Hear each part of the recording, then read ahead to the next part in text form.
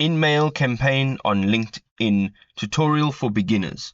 Good day, ladies and gentlemen, and welcome to the channel. Today I'm going to show you how you can use the Inmail feature on LinkedIn. So let's get straight into it. First of all, you're going to have to jump into a contact that you would like to direct message. Now, for example, I'm going to show you there is this person here, James Guy, who is a freelance photographer, and if you go ahead and you tap on message, you will be given this window where you can enter in your subject. You can also write your message right over here, and then in the bottom right hand side you will have the send option, and you can tap on send.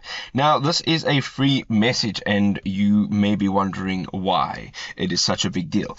The reason is that this person has turned off the privacy of his profile, so you can direct message him. Anybody can direct message him without having Inmail credits. So what are Inmail credits? Inmail credits are credits that you use to direct message people that have private profiles. So it's a premium feature, and it allows you to directly message other LinkedIn members that you are not connected with. So if you're not connected with a member, you can actually still send them a private message. So let us go into this user, for example, Austin.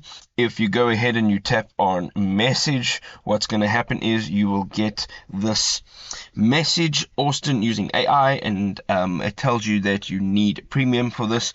You can now activate your premium account, or if you have previously had a premium account, you can reactivate it.